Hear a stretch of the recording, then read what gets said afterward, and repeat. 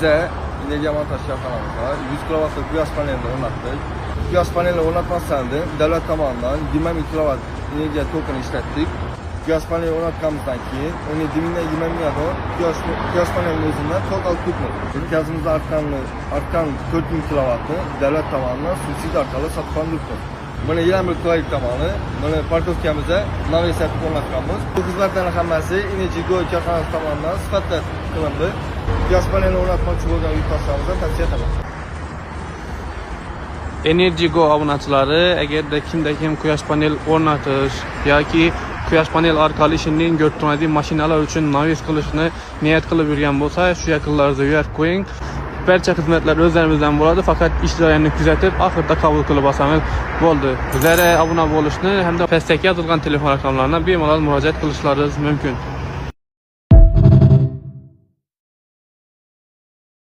Quyosh panellaridan foydalanib, oyiga qancha daromad topish mumkin?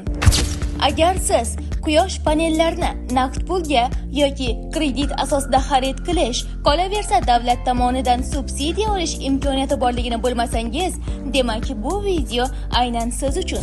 Energy-Go kompaniyasi navbatdagi mijozimiz xonadoniga 45 kilovat quvvatga ega Longi 625 Hoymi X10 quyosh panellarini uy egasining talabiga binoan 48 dona panelni xonadon tom qismiga hamda avtomobil turargohi uchun naves ko'rinishda hovlining oldi tomoniga o'rnatib berdi.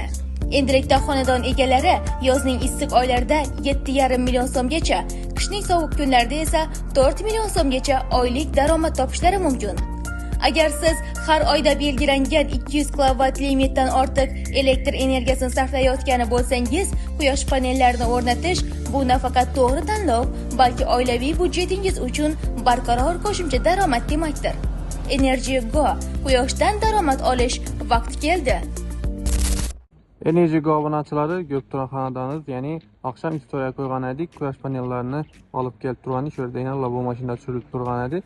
Obunachilar 48 dona quyosh panel o'rnatildi. Bundan tashqari xonadonning ichi 50 qismina, ya'ni naves qilgan quyosh panellari o'rnatiladi. Bu ishlarimiz o'zi azonda Kavkazlar tugatilib quyosh panel o'rnatilishi boshlangan edi. Bitdan keyin 4-5 gacha o'zi qo'yib o'rnatildi. Hozirgi vaqtda o'zi o'rnatilgan quyosh panellarni ustonovka qilish jarayoni, invertor qo'yildi, avtomatlari qo'yilib turibdi. Oqshomning o'zida so'chiklar ham o'rnatildi, avtomatlari eng yaxshilaridan qo'yildi. To'liq video qilib chiqaramiz. Bizdan kuzatishda davom qiling. Assalomu alaykum, hurmatli obunachilar. Biz yana bir obyektimizga keldik. Xudo xolasa bu uylarni 10 kilotli quyosh panel o'rnatib beryapmiz.